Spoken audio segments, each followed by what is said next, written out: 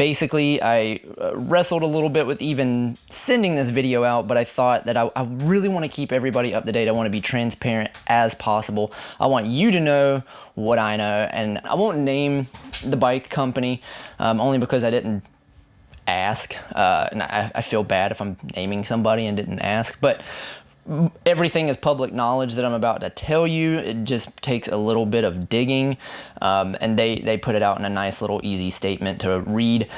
So basically, I'm going to tell you why bicycles for the foreseeable future are going to be in short supply, are already in high demand, and are going to be very hard to get.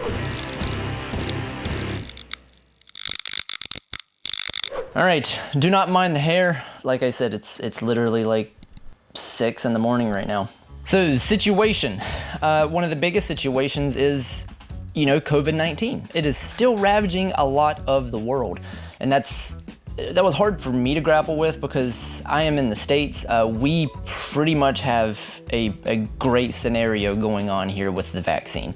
A lot of other countries, a lot of tightly packed countries are still battling COVID-19. Malaysia is shut back down. Look up some Malaysian news because they're getting hit really, really hard. It's pretty rough there right now as far as the COVID-19 situation. It's so bad that people are putting like white sheets outside of their window, basically indicating that they need help. They are starving because everyone's in lockdown. They can't go anywhere. Everything's shut down. So what does this mean? That means that Shimano, who's one of their biggest manufacturing plants, is in Malaysia, and it is shut down completely. This affects all component groups that are below SLX and 105. One of the big things I always say is the entry to the high-end component groups from Shimano is like the SLX 105 level. So when you go below that, like let's say Dior or even Tourney, everything that comes on a bike that's essentially $1,500 and below, which is all your entry-level stuff, that's on hold. So that sucks. So if you're looking for a bike, if you're just getting into the sport and you're looking for a bike that's like $600, let's say, to maybe $1,200, that's like, I call them bread and butter bikes. Those are on hold. That's no other way around it.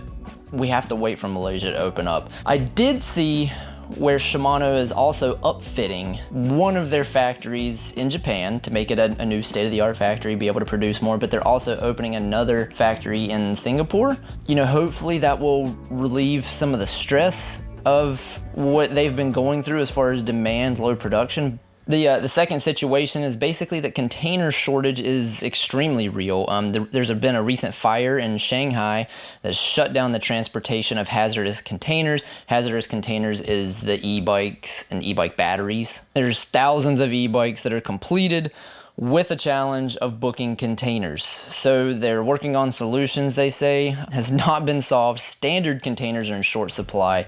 Space on containers is overbooked, and manpower to the warehouse is experiencing severe shortage, just like I've said in the past, due to the volume and the kinds of freight. They're paying a premium above and beyond what they normally do to secure containers, and overpaying is the only way to secure a standard container. I don't remember the exact numbers, but I was talking to a customer that does a lot of shipping with containers. He said that shipping containers used to cost, I don't know, somewhere around that $5,000 range, maybe $3,000 to $5,000. I remember that. He said it went up during COVID to like 12. Now a shipping container to get it here is about 20. So it is astronomically went up in price. That's terrible because that means that your bike to get here is going to go up in price. Even on top of that, just to get the bike here is a fight. So it's one of those situations where like a company's willing to pay to get their stuff here to an extent. Even when they're willing to pay, they can't get it here. Everything's overbooked. Everything is backed up. From Giant, for instance, we had a ton of Fathoms on order. Fathom's a very, very popular bike. That bike was supposed to come in this week. Week 28, I think, is what we're in right now. Giant sent out a statement being like, hey guys, they're not even on a container. We are trying our best, doing our best. They're not even on a container. Sorry, it's gonna be months before those bikes come. And we have to call people. We're like, hey, I apologize. Giant had out, your bike was on its way. It's not. Do you want some money back, or do you just want to wait some more months? But also, they kind of glossed over this, but there was a fire where all of the e-bikes we're being shipped through, because whenever you have hazardous material, even if you've tried to ship stuff through bike flights, you have to ship it at specific bike flights locations if it's an e-bike, and you have to be certified for that. So there's certain ports that actually can ship hazardous material, yeah, one of them caught fire. Since that place caught on fire, no e-bikes. They're having to reroute them all. So either they handle the fire situation or they find another way to ship the e-bike. So e-bikes have been put on hold. We just got an e-bike in from Orbea. It's a road bike. That's cool, but all of the e-bikes that we had coming from Giant have now been pushed back till like December, I believe, at the earliest. And we have no e-bikes coming from Bianchi. We have no e-bikes coming from any of the other companies that we have. They're all affected at this point. And then the other one is all sub-suppliers are reducing production lines as a result of raw material shortages, manpower challenges. The ability to sub specific parts is very difficult because all sub-suppliers have tremendous lead times and less output as a result of the prior. So basically what they're saying as well, because people ask this all the time, why do they have to go with Shimano? SRAM's the same thing though. SRAM just put out that they've got a huge lead time. So if you're trying to sub out parts to something else, Giant recently has been putting microshift on stuff. Microshift's not terrible, but they've basically been any bike that's like that $500 to $1,200 range, to get them to the States, they have been putting microshift on it.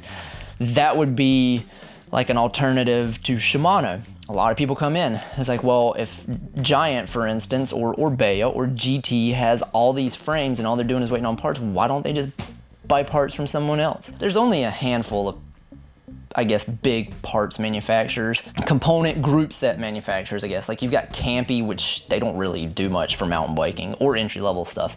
You've got Shimano, which is the biggest. You've got SRAM. You've got Microshift, and then there's some odds and end ones like Rotor has a group, Box Components, which they do more downhill kind of stuff, enduro stuff. But when you step down, I would say, from like Shimano and SRAM, I would consider them the two biggest like OEM parts manufacturers. When you step away from those two, you get to these smaller companies, and they are able to produce stuff because, let's say Microshift, I don't know, their factory is fine, it didn't catch fire, and they're not shut down, they're not in Malaysia. So if you put all that into perspective, sure, let's get some stuff from Microshift. Well, Microshift's nowhere near the size of Shimano. They're having manpower issues. They can't buy the raw materials needed to make these things. So they are having tremendous wait times. It just backs up and backs up and backs up. This is strictly, I'm trying to get this info out so whenever you go to a bike shop and you are trying to buy a new bike, you will understand why it is taking so long. The only two companies I can guarantee that we're even getting bikes from right now is Giant and Orbea. Both of those companies, we have literally just put in our order for 2022. And both of them, I'm gonna call them a wish list. So for all of next year, we had to put in, guess the future, hope we pick what people wanna buy. We had to guess.